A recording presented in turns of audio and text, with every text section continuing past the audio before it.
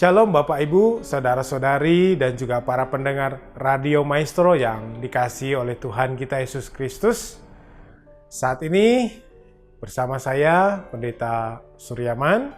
Hari ini kita akan merenungkan firman Tuhan dengan tema Tobat Dompet. Bacaan kita diambil dari Kitab Kisah Para Rasul, pasal 2, ayat 44 sampai dengan ayat 47. Kisah Para Rasul pasal 2 ayat 44 sampai dengan 47 berbunyi demikian. Semua orang yang percaya tetap bersatu, dan semua milik mereka adalah milik bersama. Dan selalu ada dari mereka yang menjual harta miliknya, lalu membagi-bagikannya kepada semua orang sesuai dengan keperluan masing-masing. Dengan bertekun dan sehati, mereka berkumpul tiap-tiap hari dalam bait Allah.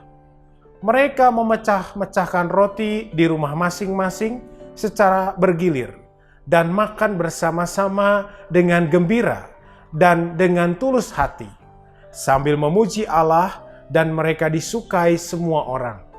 Tiap-tiap hari Tuhan menambah jumlah mereka dengan orang yang diselamatkan. Demikianlah pembacaan firman Tuhan. Pendengar yang dikasihi oleh Tuhan, dalam situasi ekonomi seperti saat ini, di mana biaya kehidupan makin tinggi dan mahal, sementara penghasilan cenderung berkurang bahkan hilang, kebanyakan orang akan melakukan banyak penghematan. Menghemat biaya belanja dan pengeluaran rumah tangga, menghemat biaya makan dan jajan di luar rumah, menghemat biaya hiburan dan liburan, menghemat belanja seperti aksesoris baju, tas, sepatu, dan lainnya.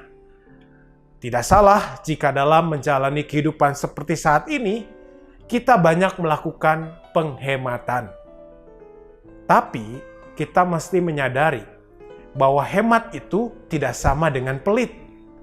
Dalam Kamus Besar Bahasa Indonesia, hemat artinya berhati-hati dalam membelanjakan uang, tidak boros atau cermat, penuh pertimbangan dalam menentukan mana kebutuhan dan mana keinginan, mana yang penting dan mendesak, dan mana yang kurang penting dan kurang mendesak.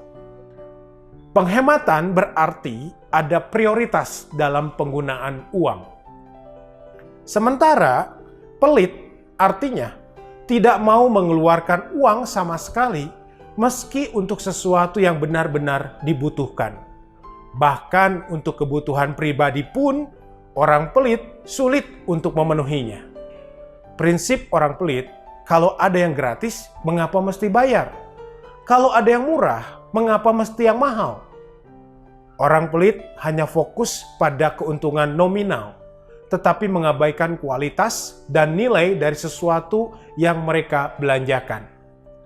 Orang hemat selain mampu mengelola keuangan dengan bijak, mereka juga mau berbagi dan memberi.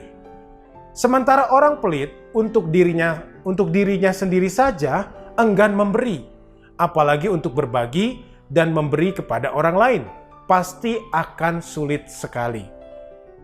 Tokoh reformasi gereja bernama Martin Luther membagi pertobatan ke dalam 3 aspek.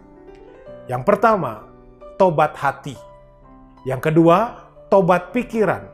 Yang ketiga, tobat dompet. Mengelola keuangan dengan bijak merupakan bentuk dari pertobatan, yaitu tobat dompet. Bahkan mengelola keuangan secara bertanggung jawab merupakan wujud dari iman. Tobat dompet merupakan pertobatan yang dapat dilihat dan dirasakan secara langsung baik oleh diri sendiri dan juga orang lain.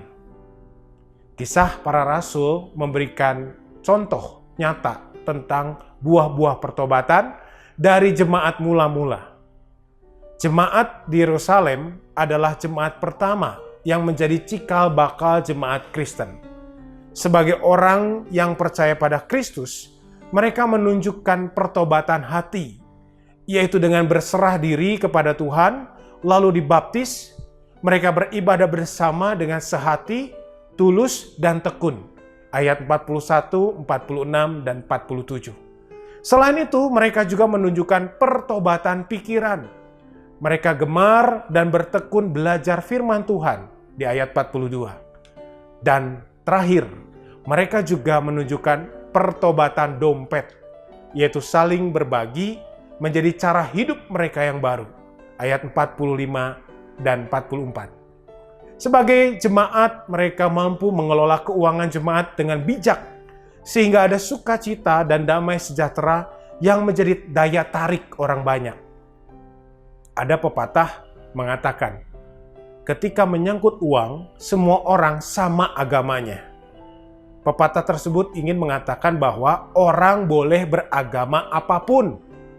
Tetapi kalau sudah berurusan dengan uang, keyakinan agama pun bisa hilang. Kadang agama tidak berpengaruh apa-apa ketika diperhadapkan dengan uang. Dalam iman Kristen, uang bukanlah tujuan hidup, melainkan alat untuk mencapai kesejahteraan hidup, baik bagi diri kita sendiri maupun bagi orang lain. Uang bukan tujuan hidup, melainkan alat untuk mencapai kesejahteraan hidup bagi diri kita sendiri maupun bagi orang lain. Oleh karena itu, kelolalah uang yang kita miliki dengan hemat dan hikmat. Saya ulangi, kelolalah uang yang kita miliki dengan hemat dan hikmat. Nyatakanlah pertobatan dompet kita, agar uang dalam dompet kita menjadi alat yang mendatangkan sukacita dan damai sejahtera bagi banyak orang. Siapa memberikan hatinya kepada Tuhan akan memberikan hartanya, sebab di mana hati berada, di situ pun harta berada. Tuhan memberkati, Tuhan melindungi, Tuhan bersama kita. Amin.